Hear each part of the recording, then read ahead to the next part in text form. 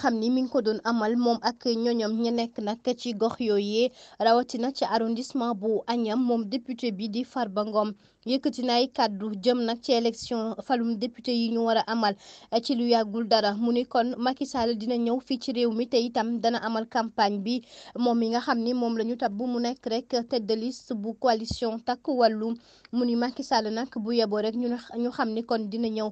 fii ci réew mi te itam lépp lu warloo ci bile campagne danañ ko amal fa mu koy tàmbalee mooy kon daal di rek defi ziar ci kër kilifa diine yi ginnaaw googee itam dana amal ab tournée ci dëkk bi ak tamit ci gox-goxaat yi ñu daal di xool rek jëm ci lépp loo xam ne soxal na askan wi ak la ñu bëgg ñu daal di leen ci rek amal ñel kon rek li nga xam ne moom la ñu bëgg majorité foofee ci assemblée nationale la. ñu daal di wax ci wàllu wér-gu-yaram ñeel secteur bi jamono ji nag jafe-jafe yi ci am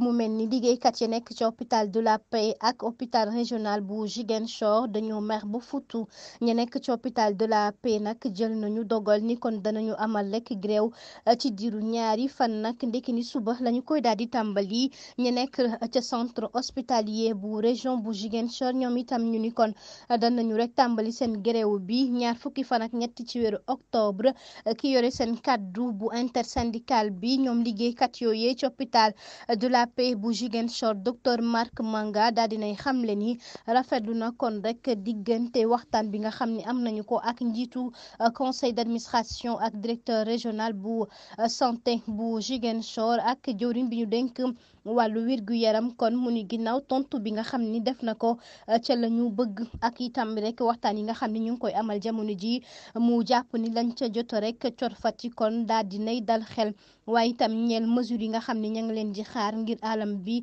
waaye itam seen nekkin ñu gën koo gën a ñoŋal ñeel kon ña fay liggéeyee ak jafe-jafe yi nga xam ne ñoo ngi koy daal di dund tax nañu ni fi mu nekk ni daal ñoom rek la ñuy déglu bu loolee yëpp amulee kon danañu amal rek ab grève ab mouvement d'humeur nag ngir daal di ñaxtu